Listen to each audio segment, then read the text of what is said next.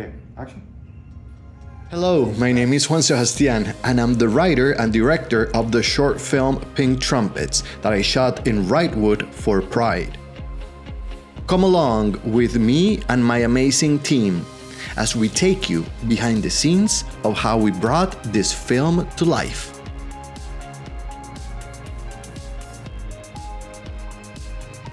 See, they have now, so I'm trying to understand when from these leaves, those big leaves that you see there, suddenly we have this that is growing. But there was really no flower 2 days ago, and look at now the beauty. So in 4 days, I'm shooting Pink Trumpets. In order to talk about the short film, I first have to talk about the flower, the Pink Trumpets flower. This tree has been called in different ways. I have always known it as the Pink Trumpet trees. And I know a street in Los Feliz in Los Angeles, where in between Franklin and Serrano, where every year so many trees, the full street blossoms of these pink trumpet flowers, and I knew I wanted to record them. They were so beautiful and I needed to capture them. So I wrote this short film, but I knew I had to wait between March and May for that 1 week, only 1 week that it will be fully blossom. And that was the real challenge, trying to decide when was this short film going to be shot and trying to research. I was even talking to the flowers in order for me to connect with them and try to capture them the day they were going to blossom.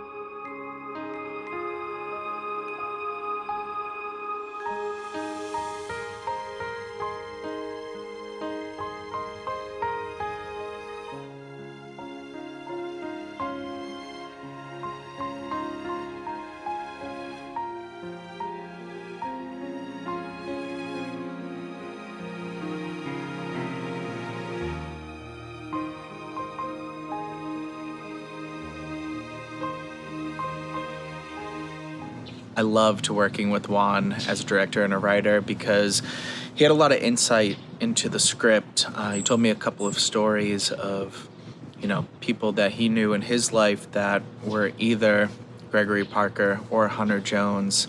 And it seemed to be this, I don't want to say trend, but the same story kept popping up over and over of, the fake names, the, raucous affair, and then the complete ghosting. Stay for lunch, please. It wasn't a coincidence that we ran into each other. I feel that Ryan was one of the big gifts I received for this short film, and the whole situation of Ryan and his family was so important for me as a member of the community, and it actually made me feel that we were doing the right thing, because I was looking for Gregory Parker, the character, and it was very challenging because I don't just needed a perfect actor. I needed also then to find the wife and the 2 kids that looked like him.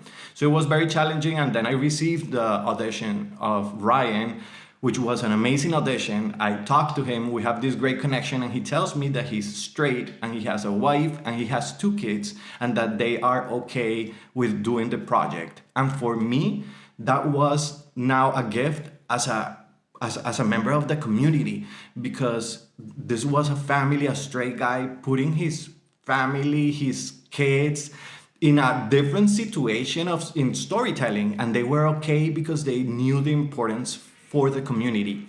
And he was a gift, and I was very grateful he became part of the project. But you, Hunter Jones, you were the only fucking real thing in my life. And I love you.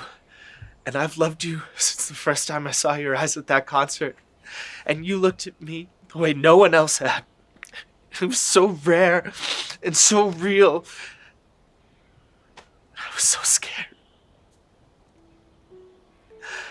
I didn't want to hurt my kids, hurt Maggie, hurt you.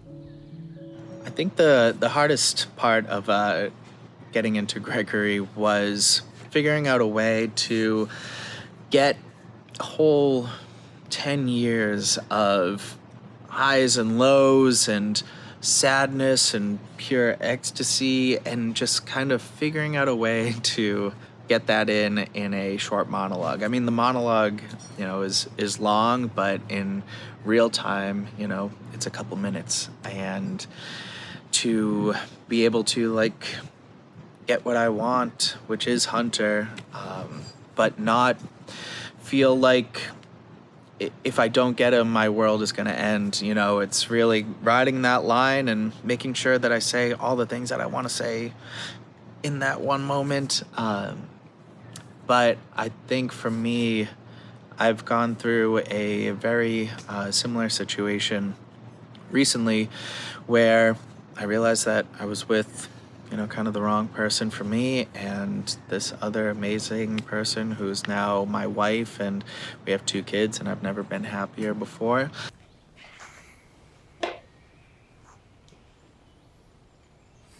Your girl looks just like you.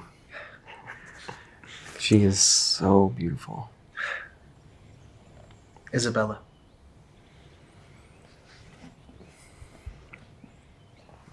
Do you still live in the city? I live here now. What do you mean? I bought this place. It's where my most truthful memories were, so this is where I wanted to live. So every year I've been creating an LGBT short film. I call them the Pride Love Story Collection, and they are, in a way, my gift for the community during Pride, a gift of romance. And this year I wanted to gift this story to someone of the community that usually never gets a happy ending. And the story of Gregory Parker, we have seen it in many different variations, but usually these stories are portrayed where the character ends up being sad, lonely, without his family, and without his love interest. So the challenge was, how can I create this story to gift it to someone like Gregory and give them the chance of a second happy ending, of a love story, of something that they usually have never seen before in other films. And that was one of the main purpose of making Pink Trumpets. Children are a great reminder that time is nuts.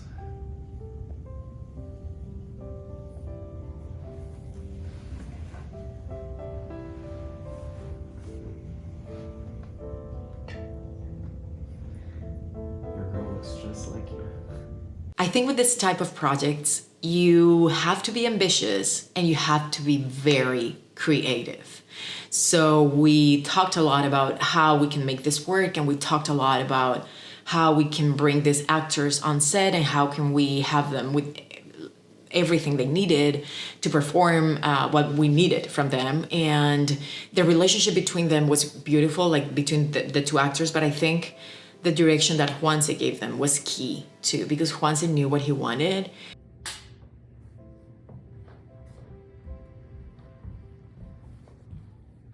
Set and action.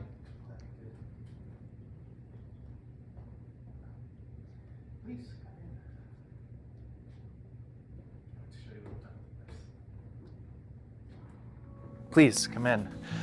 Can't wait to show you everything I've done with the place.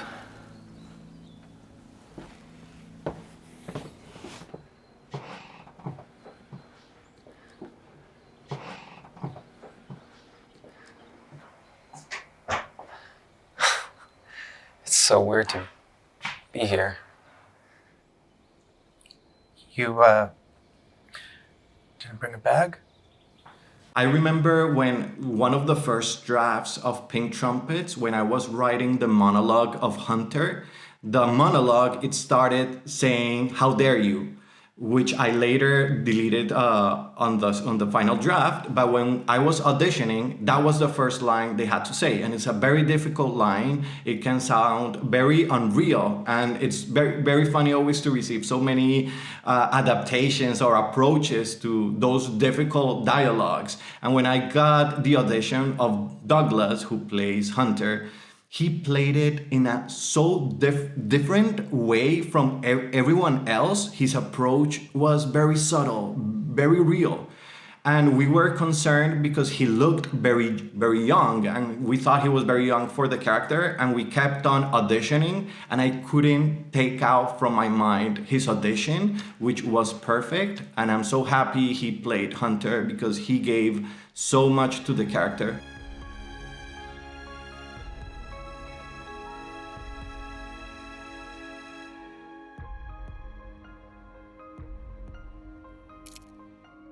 I remember something that he said that was part of my audition was, when I first read the sides and the breakdown, Hunter, he's been dealing with this heartbreak for several years now. So when I did the audition, I was like, my interpretation was, Hunter wouldn't be rageful. It's been so long, time really does kind of dull things. So I played it in a very like, oh, this is what you did to me, and I was hurt by it, but I'm just letting you know. And that's something that he kind of told me right away. It's like, perfect, that's exactly what I'm looking for in Hunter, because, he's not rageful anymore because it's been so long.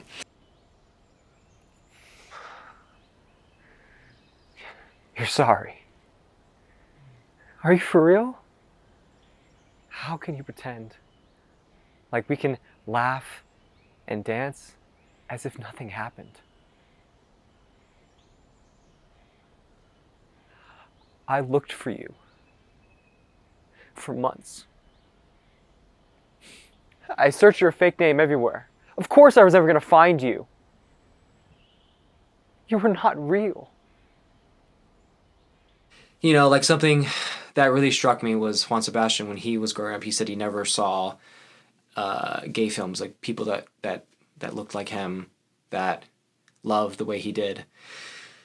So, and that's a shame, because then you're like, you feel like maybe you're wrong, you feel like you're out of place, you need to fix something within yourself, and I think that's just a tragedy. I think how you feel should be justified, and you should feel like what you're feeling is natural. And so that's why I think it's so important to tell stories like this around the world, because especially certain countries can be, the laws, the culture can be very toxic towards the gay community. So I think it's important to share stories like this, and hopefully they can get to maybe many people around the world can see that, there are stories, there are people like them that are out there loving the way they also want to love.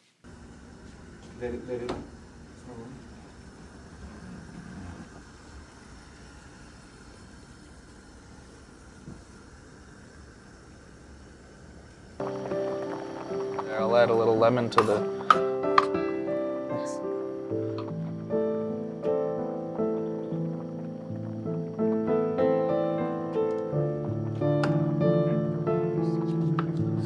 yeah, the trash right over there. We shot the short film on Wrightwood, California, which we were very lucky to find such a perfect location. Our production coordinator, Dicle Ozcer, her task was to try to look for a cabin that was very similar to what I had in my mind and my heart. And we tried to look for it in LA and nearby.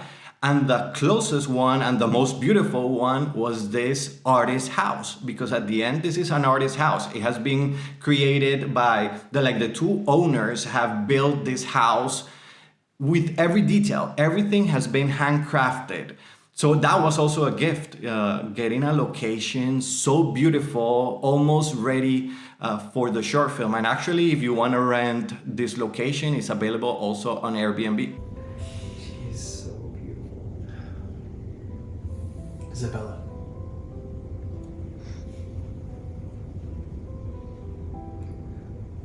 So, are you living in the city? Even though we were shooting in this beautiful, almost perfect cabin, we still needed to create the details that help build each character. And I was very lucky to work with Daniella Ortiz, who was the production designer and our director of Pink Trumpets, and she had the difficult task to creating these details. If you don't know about kintsugi, kintsugi is an art form, but it's also a spiritual approach. And I have always carried kintsugi with me. I believe in kintsugi. I think it's beautiful. And when I was writing Gregory, I knew he had suffered a lot of pain, but I didn't want to focus in that pain because this short film is a gift for pride. But at the same time, I couldn't deny the pain he had experienced and the journey he had to take in order to get where he is. So for me, it was, my conclusion was Gregory went to therapy, and while being in therapy and trying to accept himself and forgive himself, he destroyed his house, he destroys the plates, and he finds kintsugi as a way to heal his heart. So Daniella had the difficult task to create the kintsugi pieces that you see in Pink Trumpets.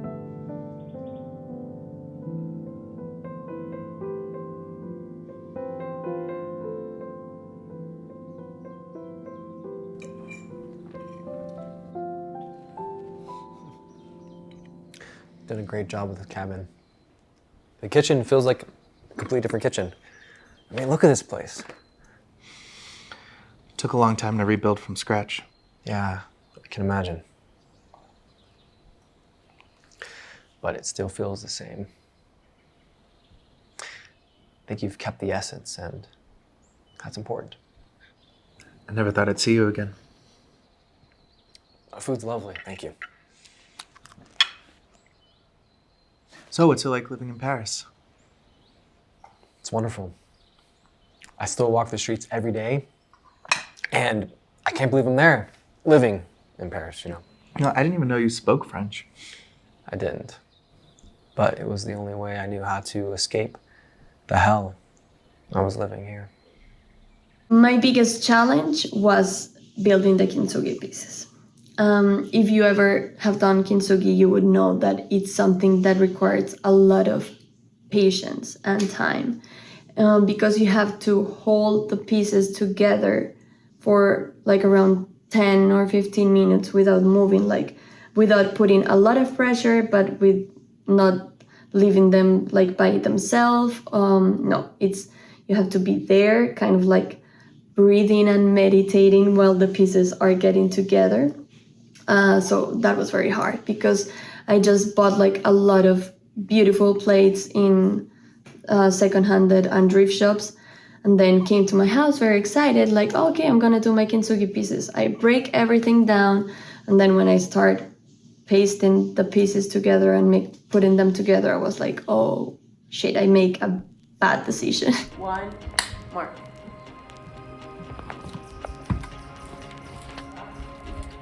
Action.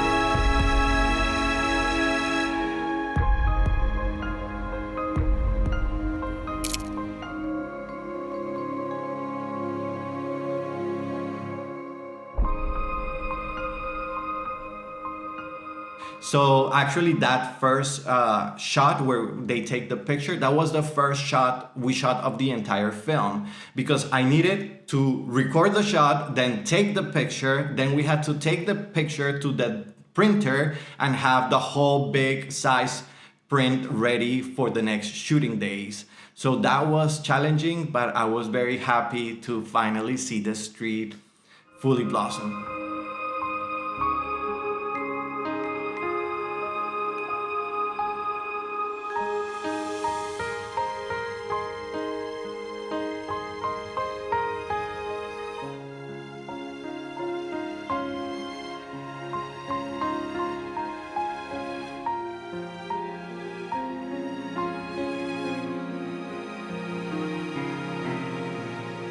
A flashback could take you anywhere. For me, a flashback, it's a memory, right? And a memory is like a time travel machine.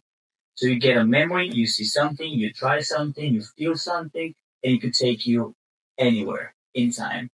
And then that's just going to create emotions, and that's going to make your heart feel in a way, your body feel in another way. So it could completely change your day, just one flashback, right? And then sometimes you don't get only one flashback, but you get many flashbacks.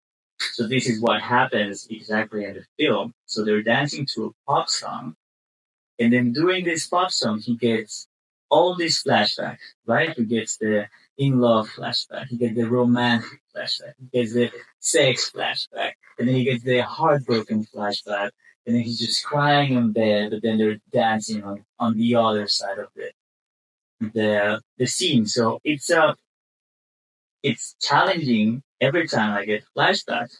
It's challenging because I have to, I cannot create one little piece, music piece for each part of the flashback.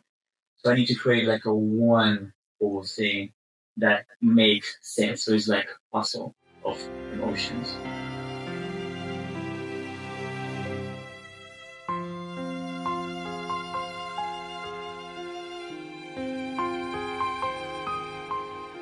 Nicolas Prada was the composer of Pink Trumpets. I have worked with Nico for so many years, and we have understand a way for us to work between each other, but also a way to approach the music for these short films and understanding what the story really needs and how to remove ourselves from what we want and just put the story first.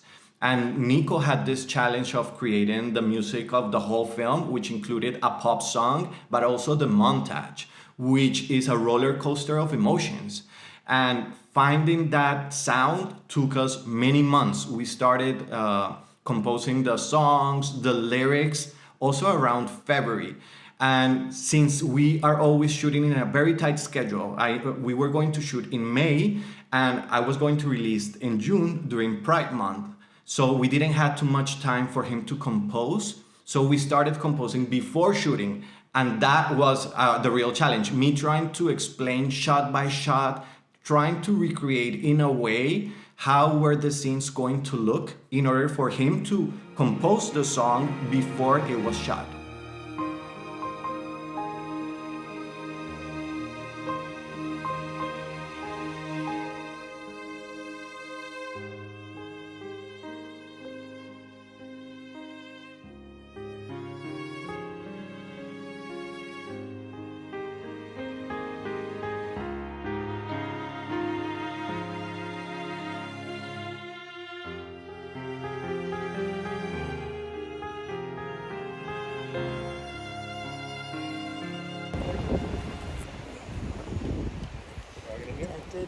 Fun with the trees, no? There it is. That's the shot.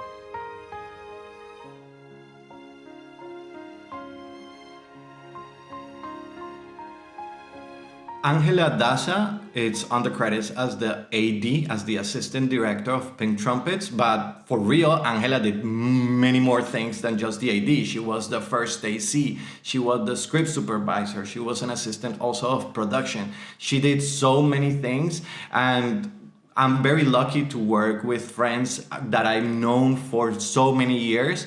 Angela was my friend from school, from film school when we were in Colombia 20 years ago. So we have worked in so many projects, and we have this also way of communicating that it's also very, very unique and only possible because of the years of us experimenting. But it's very important for me to work with friends and people I know and that I can trust, because shooting these projects, they're very ambitious. It's a very ambitious way of producing short films in one day, and you need to trust your team. And I'm so happy I had Angela with me in this short film as well.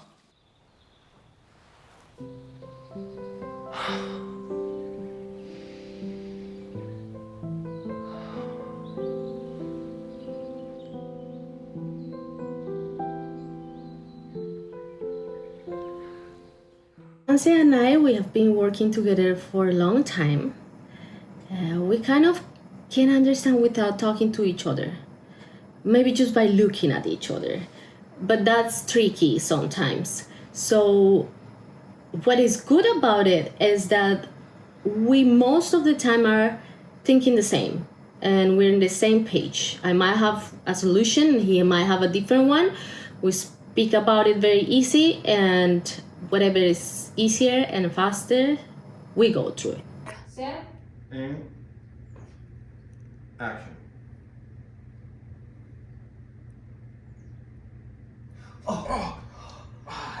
It's okay. I'm so It's sorry. okay. It's nothing a little washing machine can't clean, you know? Don't stay there. Just leave it like that. Come closer. Put it back again. We didn't see it too much. But. Working with Juan Sebastian was such a joy. I remember my very first Zoom meeting with him. I instantly saw how passionate he was about filmmaking, and I was already excited about the project when he wanted to meet. So and it was even on set too. He was just as passionate throughout the long shooting days. His stamina is just amazing. How he's able to hold the camera for so long, and he just like boom, this is what I need. This. He's such a joy to work with, and I felt very fortunate to work with him. And action. Wait. Sorry. Look at me. Okay. Action. This is silly. Come on, we used to dance to music all the time, remember? I'm not getting naked. I know you're not. But you Cut there. The shooting of Pink Trumpets took 2 days. Usually we go for 1 or 2 days, which means I'm holding the camera around 8 hours straight, and I'm very thin. And I love to be in front of the camera. I'm not a camera person, but as a director and with this type of shootings, I think it's very important for me to do it. But I get tired after 10 hours of shooting straight and trying to hold it. Like I said, I'm very thin and I need help from people. So Daniella, and I also had a red camera this time. I wanted to challenge myself in terms of image quality. So it was heavier. So you'll see in some clips, either Daniella or Julieth or other people just trying to hold my shoulders because I was exhausted and now I was trembling. Some way you weren't really gone. You're the only true thing left in my whole universe of lies. Please. Just stay a little longer. And I think the world needs to see this, needs to celebrate love no matter what. And these two characters were so beautiful written. I mean, they were written in such a beautiful way that you have to relate. I mean, there's no way you can't. It's so powerful what they say. It's so powerful what they share. And we all been there in some way. And like it breaks your heart, but then it's like, it's hopeful, but it makes you laugh, and then it makes you sad. And I think what Juan Sebastian had in mind was so clear that it was very easy for me to like play around him and support him on that idea.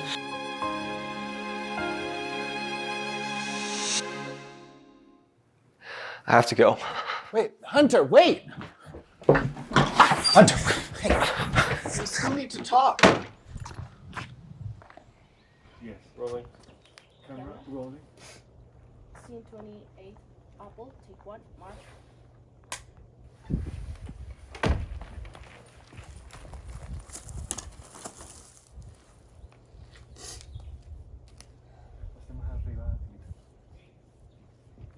No, wait for a second. We're not doing the action. So.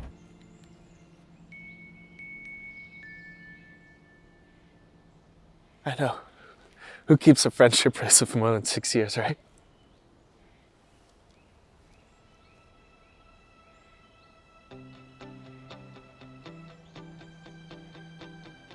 GP. Gregory Parker. For the last song of the short film, I knew I wanted to bring a pop reference to it, because since these are Swifties, I wanted to bring some of Taylor Swift into the whole short film. So the challenge was now creating a pop song, but I was so happy because Nicolas, besides being a composer, he also has his project as a singer, Nico Prat. And we have never used Nico Prat, the singer, in the short films. And this was the perfect moment. It was a challenge for him because it was a pop song. That's not his genre. But it was very nice to have Nico Prat as the singer and Nicolas Prada, the score composer, in this last song of Pink Trumpets called Stay Forever. Yeah.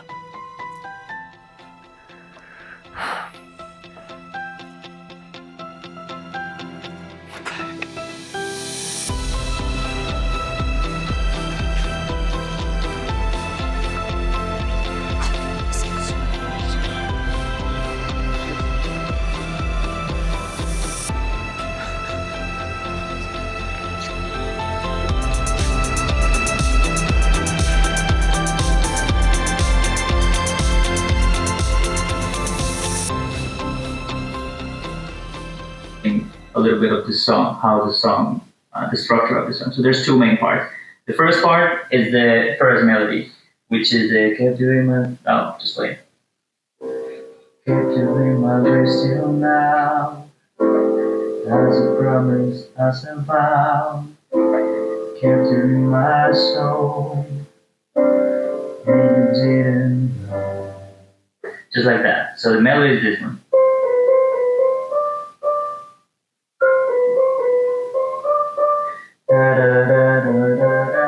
This is 3 notes only, and then the chord progression is just 4 chords, really.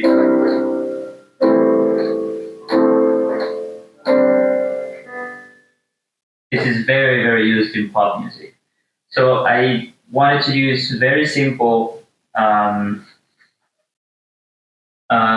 structure and a very simple things, like very simple details, to create the whole thing. So this melody, and even all it is, you're gonna see it a lot in the soundtrack in different order or different keys. So it's just gonna be showing in different moments during the soundtrack. And then we have the Stay Forever. Stay Forever is also 3 notes, super simple. It's of course on the song, it's the main part of the song. Once I read the last 2 words of the script, the Stay Forever, and it's the last 2 words that you hear on the short film. So it's just Stay Forever, it's just a few notes. Just like that. And it repeats. So it's something like this.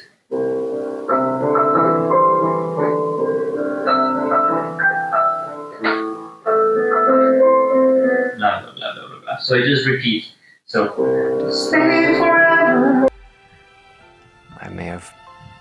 bag of extra clothes if you still want me to stay the night.